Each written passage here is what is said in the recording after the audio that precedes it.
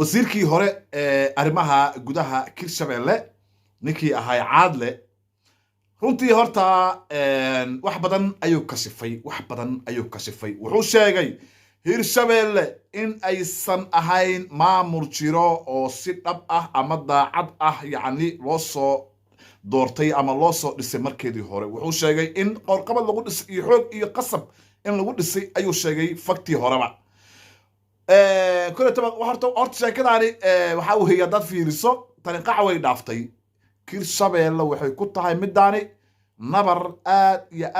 aad u xanuun badan runtii waxa weeye Mr. Caadle waa nin horta xog ogaal ah xilal badan ka soo qabtay Hirshabelle wasiirka arrimaha gudaha ayaa ugu dambeeyay oo marinaya xil uu ka qabto wuxuu sheegay in Hirshabelle markeedii horeba si baadil lagu dhisay ayadoo ugaaskii markaa joogay ugaas Xasan Allah u naxariisto asoo diidan in joohar nin joogo oo aan xataa reer ugaasba aan ahayn uu yiri in intii la soo qabto loo ciidamado loo yiri ninkaan reer ugaaskii noo matalayo halkaasna yani saxiix looga qaatay sir badan ayuu kasifay anaga taas dambeynaan ogeyn caawa saa noo sheegay in nin la yiri waa ugaas oo xataa reer ugaas ahayn beesha reer ugaasna ka soo jeedin una dhalan in goobta la geeyay intii ciidamada dub loo soo xiray la yiri waa reer ugaaskii ninkaan matalayo ka socdo ugaaska soo wakiishay been iyo propaganda in lagu dhisay ayuu sheegay waa waxaan in badan aan ka qeyrin jirno oo aan lahayn war Hirshabelle ma aha maamul jira war Hirshabelle waa maamul fashilmay war Hirshabelle ma aha maamul yani wadadii la rabay maamul inuu ku shaqeeyo yani dad ku shaqeynaya ma aha maamulka aragteen isbaarada u soo jeestay isku dirka beelaha dhibaatada hooga balaayada ya haddana wix in alaal intii aqoonta lahayd hadda way ka tagtay Hirshabelle waxa isku soo haray jaahil oo kaliya bas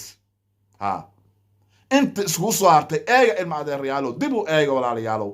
maalin kasta marka anaga Hirshabelle wax ka sheegayno hamoodina waxaan ina yani nacayb ay naga tahay laakiinse waxa meesha yaalo iyo ragga maanta talada hayo iyo kuwa horboodayo waxay yihiin oo dhan ayaan ognahay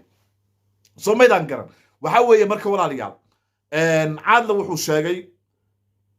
waxyaalo badan ayuu ka hadlay arrimo badan oo kasifay oo banaanka uu keenay wuxuu sheegay in Hirshabelle yani hadda jirto inaysan ahayn maamul laakiin waxa loo baahan yahay yiri in maamul isla wada ogol yahay oo si cadaalad loo qaybsado in la dhisaa waa lama huraan oo yiri waxa uu kale carab ku dhufto oo sheegay degmada Buulebarde inay gobol tahay ayuu sheegay oo magaceedii hore Shabeellaha Sare ya in loogu yeero waxaan leeyahay marka kuwa caadaqaatayaasha ah ee xawaadle Hirshabelle ka daba ordayo waa ka ninkaan waa nin abgaal ah waa nin aqoon-yahan ah waa nin xilal badan ka soo qabtay waxa uu sheegayna waa wax sax oo jiro waa waxa afraataka saac aan ku qeyrin jirnay oo aan sheegi jirnay kuwa hunguriga ka haya Hirshabelle marka waxaan leeyahay Hirshabelle wax la ma jiraan Hirshabelle wax la yiraahdo ma jiraan ogaada iimaanka Allah geliyo meeshaas maamul idinka ma jiro joohar maamul ma yaalo cali guudlaa waa maamul ma hayo iimaanka ayaa la adiine iimaanka Allah geliya idin leenahay iimaanka Allah geliyo ku qanca hadalada oo sheegayo ya ninka la yiraahdo Maxamed Cali Caadle ku qanca walaalayaalo hadalkiisu waa dheeraa 19 daqiiqo ayuu soconayay wuxuu sheegay xataa beledweyne xataa biyaha in lagu soo deeyay ayuu sheegay xataa waa ninka horta xog ogaal waa yahay ninkaan xog ogaal waa yahay runtana wuu sheegaa inta badan ninkaan aad arkayseen inta badan waa aragteen ama ilaa markuu hadlayo runtuu sheegaa waxyaalo la qarqariyo ama boogo yani ya oo aan la rabin in la taabto aan la ogoleen ayuu simbiri taabtaa oo damqiyaa ninkani hadaladiisu waa dheeraayeen in yar ayaan ka soo qaatay hadal dheer oo ahay 19 daqiiqo soconayay in yar ayaan ka soo qaatay bal intii aan ka soo qaatay waa karaayba ila daawada Hirshabelle dibkeera meelaha laga shido oo ugu badan kow waxaa ka ah magaaladan anugu aan joogno magaalada la yiraahdo Beledweyne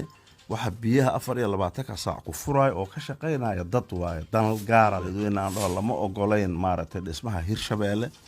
laakiin dowladdii markaas joogtay oo uu arkaysay inay isteedyada inay dhistay ku kaambeen garayso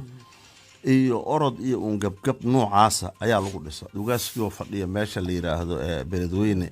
ayaa jowhar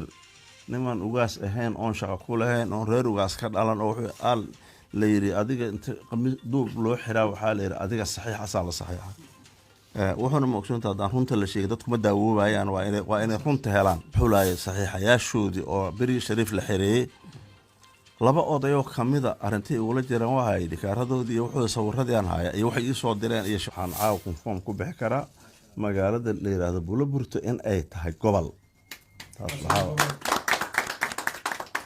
iyadoo wadata magaceeda waayahay maxaa idii caddaada marka maxaa idii caddaaday Hirshabeelle in aysan ahayn maamul jira kuwa xawaadle ka daba nagnaadayo waa kaas in abgaale oo aqoon-yahan ah oo xilal ka soo qabtay Hirshabeelle ayaa runta idin sheegaya annaga teen waa dhageysan weydeen annaga markasta idinku qaylnaa markasta idin sheegnaa Soomaa annaga teen waa maqli weydeene bartan dhageysta waa taasi tan marka arka waa yahay meeshii inuu maamul ka jirin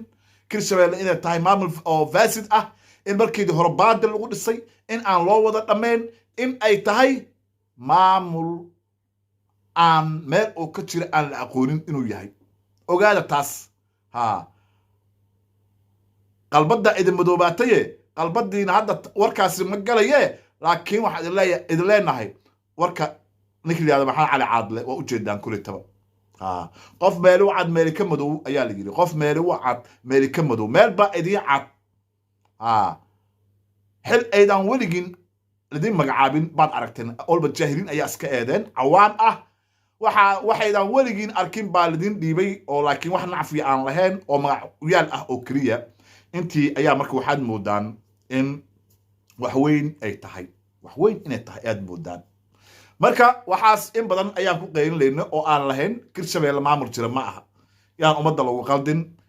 labadaas gobolne maamulkan faasidka ah ee meesha fadhiyo oo Cali Guudlaaw oo hogaaminayo had iyo jeer dadka degan inuu iska hor keeno ayuu ka shaqeeyaa Cali Guudlaaw argagixisadana wuxuu leeyahay gacasaar ayuu leeyahay cid walbaana taa og cid walbo ayaa taa og waa ninka mahadaay ka gudbinayo way dhaxlaasa ogtihiin kooxda argagixisada ah waa uu la shaqeystaa Soomaalidan garan waxa weeye marka kulay taba Maxamed Cali Caadle kulay taba sir badan ayuu banaanka keenay waxyaalo badan oo dadka daah yani ka saarnay ama ka qarsoonay ayuu runtii banaanka keenay boog loo baahnay in la taabto ayuu taabtay Hirshabeelle marka waxa weeye nabar weyn ayay ku tahay hadalkan Ingiriiska ayuu ka jeedinayaa oo jooga ninkan odaga marka Hirshabeelle hadalka uma fiicno dhagaheeda hadii ku dhac hadalka markuu ku soo gaaro wallahi billahi tallaahi ya gebigoodba waxa waaye xanuun ayaa ku wada dhacayo sababtoo ah runta ayaa la sheegay runta ayuu sheegay ninka odaga ah marka waxaan leenahay meeshaan maamul ma yaalo horaan u sheegnay markastaan ku qeylinaynay maantana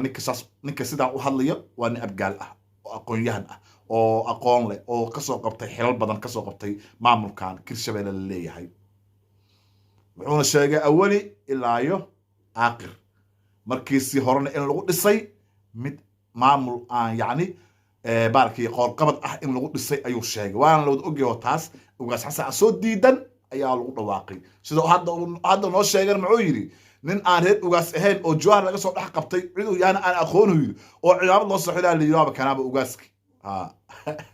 halkaas sheekada maraysa xasan sheekh halkaas ayuu baasha ka oo ka baaro ka bilaabay waayahay marka waxaan leenahay daba dhilifka warkaan qaata oo ninkaan sheegayo dhamaan waad salaamaya waxaan leeyahay waqti jooga hadii waxna assalaamu calaykum waraxmatullaahi wabarakaatuh